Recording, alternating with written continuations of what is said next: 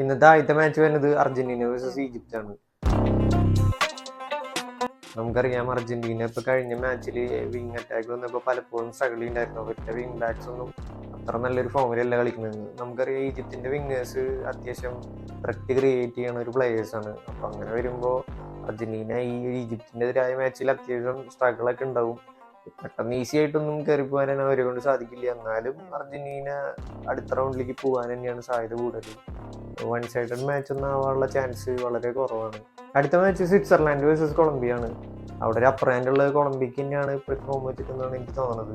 കാരണം defensively Colombia അത്യാവശ്യം solid ആയിട്ടുള്ള പെർഫോമൻസ് ഗ്രൂപ്പ് സ്റ്റേജ് തൊട്ട് കാഴ്ചവെക്കുന്നത്.